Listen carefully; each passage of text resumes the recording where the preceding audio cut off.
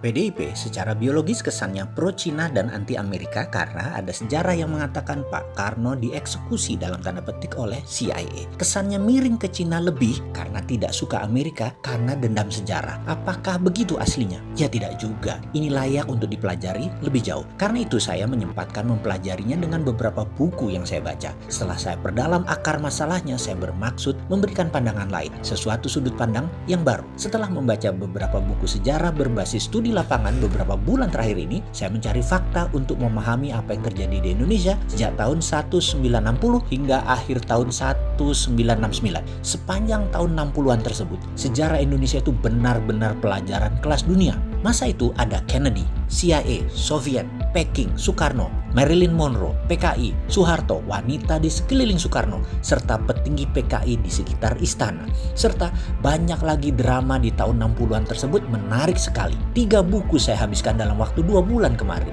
Setelah membaca, saya pun menganalisa, sehingga saya rasanya punya pendapat lain melihat sejarah dan realita terhadap apa yang terjadi terhadap Presiden Soekarno. Kita semua tahu bahwa globalis mulai menunjukkan taringnya di dunia di sekitar tahun 60-an tersebut, yaitu ketika mereka diusik kenyamanannya dalam hal kendali transaksi terhadap dolar, di mana mereka yang memegang dunia perbankan dan cara pembayaran menguasai Federal Reserve Amerika. Mereka memiliki kemampuan dan akses untuk mencetak uang sekalipun, dan mereka bisa. Mereka swasta loh ini. Berkali-kali saya mengatakan Amerika itu negara swasta karena memang kuat sekali swastanya, dan mereka itulah para globalis cabal. Ketika Kennedy memiliki platform baru, yaitu akan mencetak greenback by gold atau dolar negara Amerika yang dicetak berdasarkan jaminan underlying emas, maka ini ancaman bagi globalis cabal. Untuk itu, Kennedy memerlukan Indonesia. Ada perjanjian yang menguatkan rencana besar itu. Perjanjian tersebut membawa Indonesia ke kancah internasional, di mana Indonesia di tahun 60-an adalah memiliki kekuatan militer terkuat di selatan Khatulistiwa. Benar, Indonesia adalah kekuatan terkuat di bumi bagian selatan waktu itu dan atas banyak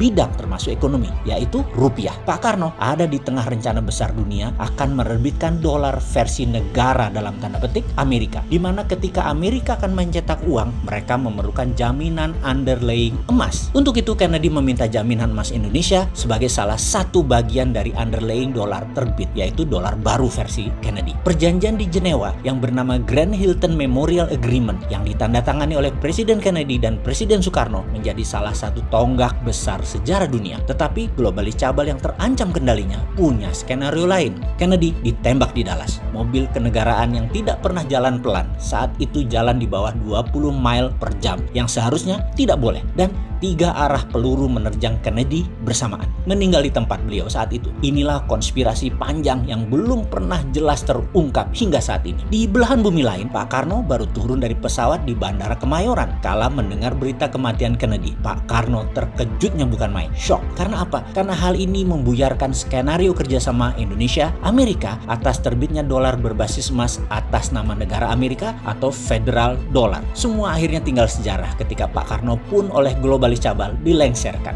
Skenario ini globalis yang punya, sedangkan CIA hanya pelaksana. Karena Amerika akan mendadak menjadi negara patriotik nasionalis. Begitu juga Indonesia menjadi negara patriotik nasionalis, bukan di bawah globalis lagi. Dan globalis cabal tidak mau skenario itu. Baik, kita melompat sebentar ke masa kini. Ketika Trump pidato di PBB bulan lalu, dia secara jelas mengatakan, saya mendukung negara-negara untuk berdaulat masing-masing yang bisa diartikan deglobalisasi, anti-globalis cabal. Dan itu gaya Trump banget, patriotik. Trump menjadi Kennedy baru, dan banyak yang menduga dia akan diasasin atau dibunuh oleh globalis cabal seperti cerita di dalam The Simpsons yang belum pernah meleset menceritakan kejadian di masa akan datang, termasuk ketika Trump jadi presiden dan cerita Trump terbunuh. Tetapi Trump adalah Trump dan Amerika adalah Amerika. Mereka tidak pernah berubah sejak lahirnya. Tujuannya jelas, menjadi sheriff dunia, menjadi pengendali dunia. Agaknya kebencian terhadap Trump oleh globalis cabal ini sudah puncaknya ketika September 2020 kemarin Trump melakukan perombakan sistem transfer dolar. Kita beri catatan sebentar ya terhadap Trump sebagai pengingat, dan ada strategi yang layak ditiru untuk membuat membuat Amerika negara berdaulat dan superpower. Juga kalau kita berani tiru, bisa membuat Indonesia berdaulat. Pertama, kalau Trump jadi presiden Amerika, jabatan keduanya dia akan menggunakan emas sebagai underlying dolar. Kemudian Federal Reserve Amerika sudah berada di bawah Kementerian Keuangan, tinggal dikuatkan lagi di masa jabatan kedua. Ingat ya, kita juga berkali-kali sejak beberapa tahun yang lalu kalau kita dapat mandat, BI kita bubarkan, jadikan Dirjen Moneter di bawah Kementerian Keuangan. Agaknya ditiru Amerika terlebih dahulu ya. Oke, belagu juga ya si Sontoloyo ini pamer-pamer. Oke, kita lanjut. Lalu, Trump lakukan apa September 2020 kemarin? Swift transfer dolar, perusahaan network transfer money antar negara yang berpusat di Basel, Switzerland, tidak dipakai lagi. Penguasa keuangan dunia globalis cabal Rothschild mulai meredup sejak 2500 tahun yang lalu berkuasa, dan mereka termasuk yang sangat marah terhadap Trump. Oleh Trump diganti dengan kuantum komputer yang dikembangkan oleh pemerintah Amerika yang telah digunakan oleh banyak bank sentral dan Fed sebagai lending konsorsianya. Inilah perang sesungguhnya saat ini. Globalis cabal di belakang Demokrat dan Tiongkok melawan Amerika patriotis nasionalis di bawah Trump. Ada yang menarik, kesadaran bernegara Amerika lagi tinggi-tingginya sehingga beberapa pendekatan pidato Biden-Kamala terpaksa harus menirunya, yaitu agar tidak ketinggalan zaman. Biden-Kamala juga ke arah patriotisme jualan untuk pemenangan dalam Pilpres nanti. Jadi ada pengamat intelijen pertahanan dunia yang mengatakan kalau Biden menang tetap akan perang melawan Tiongkok juga globalis karena Amerika mendadak menjadi negara patriotik. Jadi Trump atau Biden, Amerika tetap Amerika.